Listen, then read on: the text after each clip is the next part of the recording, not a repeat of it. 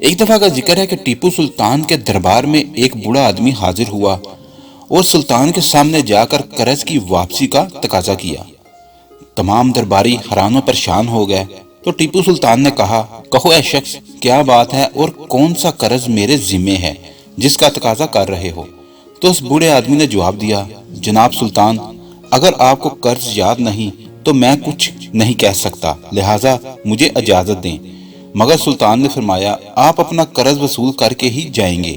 اس پر وہ بوڑھا آدمی رک گیا اور کہا، سلطان، دور پہاڑیوں کے قریب واقع جنگل میں میری ایک جھونپڑی ہے۔ ایک دفعہ آپ اپنے ولی عہد کے ساتھ شکار کھیلتے کھیلتے اپنے ساتھیوں سے بچھڑ کر سخت پیاس کی حالت میں میری جھونپڑی کی طرف نکل آئے اور پانی مانگا، تو میں نے آپ کی خدمت میں اناروں کے شربت کا ایک پیالہ پیش کیا۔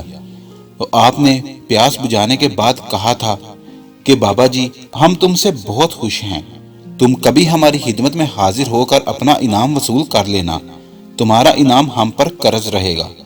آج ہم وہی انعام وصول کرنے آئے ہیں۔ یہ سن کر سلطان نے کہا کہ میں اپنے وعدے سے نہیں پھرا اور مجھے اپنا وعدہ یاد آ گیا ہے، لہٰذا تم فیصلہ کرو کہ قرض کی وصولی کس طرح چاہتے ہو۔ تو اس بوڑھے آدمی نے جواب دیا، میں شربت کے پیالے کے عوض آپ کی آدھی سلطنت چاہتا ہوں۔ بوڑھا شخص کی یہ بات سن کر سارا دربار سناٹے میں آ گیا اور خود ٹیپو سلطان بھی، لیکن پھر بولے، بابا جی، ہم تمہاری خواہش پوری کرنے کے لیے تیار ہیں۔ تمام درباری اور وہ بوڑھا آدمی یہ سن کر دنگ رہ گیا۔